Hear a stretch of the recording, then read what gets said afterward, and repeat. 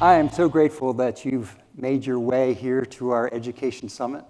And I'm also so thankful to our speakers for sharing their thoughts with us. Let's take stock of what we've heard so far today. Jerry Miller shared a preview of new leadership in Esri's education sector. She outlined focus areas for our education outreach team and acknowledged the exemplary work of some of the leading members of our education user community, many of whom are here today. Dawn Wright applauded your efforts to keep up with the ever-accelerating evolution of ArcGIS, and she encouraged you to keep an eye out for new developments. Don't forget to get those slides, because a lot of stuff went by fast. And then Helen Thompson has just briefed us so eloquently on Industry 4.0 and its implications for the future of work.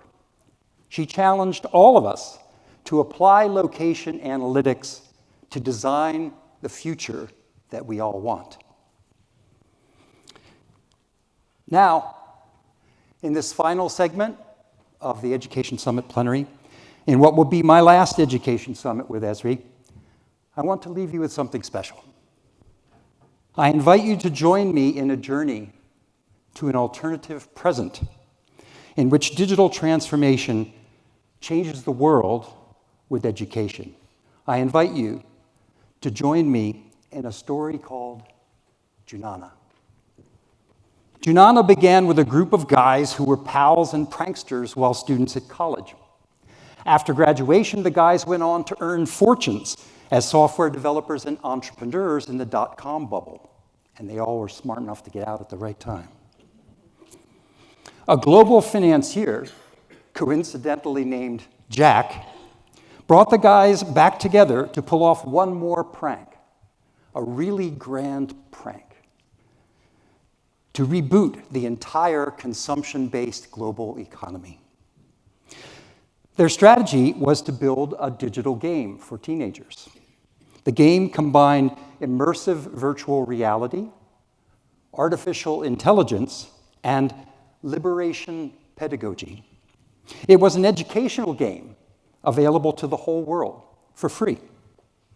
Individual gamers were paired with virtual guides that led players through a series of increasingly challenging levels. Many players who reached the upper levels of the game earned the equivalent of a graduate education in just a few years. Before long, high school and college educators found out that their students were better educated than they. The traditional education industry began to go out of business. More to the point, billions of young people worldwide spent hours every day in the game and in Junana's social networking environment instead of watching TV. Removed from television commercials, players built a new economy based on making and sharing rather than just consuming. This is the story of education literally changing the world. This is Junana. And then Jack turned to face the four of them. Look, his hands flew out in front of him. Electricity, penicillin, airplanes. Some inventions have transformed lives across the planet. They stood in silence.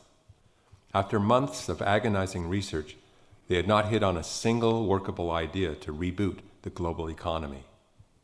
Whoa. Wait a second. Michael pressed his fingers to his forehead.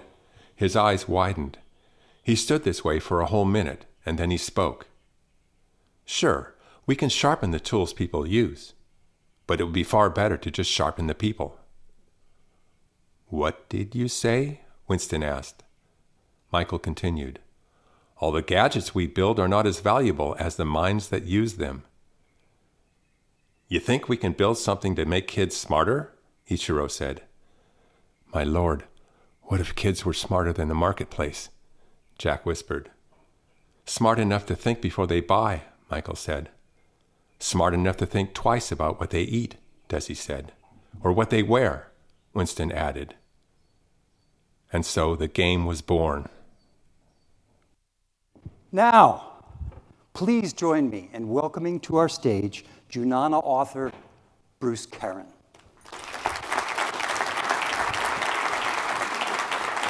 Hey, David. Bruce, we're so thrilled to have you here. Thank you for coming. Oh, it's good morning. It's wonderful to be here, and I want to thank David and the Esri education team and Mark Hagan and those who've seen some value in my fiction and invited me here to share possible world ideas for transforming education.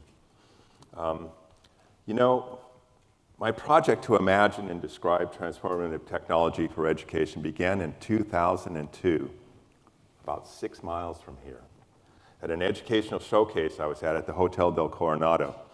I was demonstrating new NASA-funded, data-rich, interactive educational games that I'd helped to program. One teacher and I chatted for a while just about how lame educational games were. At the end of the conversation, she stepped up to me and she whispered, at some point, though, someone is going to invent the software game that will totally disrupt education.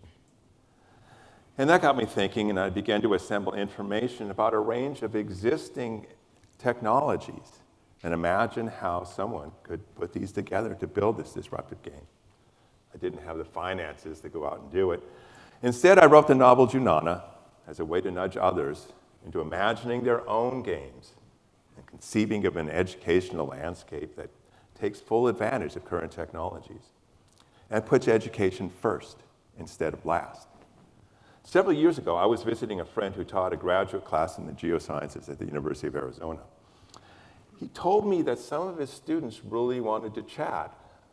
And when I entered their seminar room, a bunch of them closed the door, guided me to a chair. And after a brief introduction, one of them spoke up.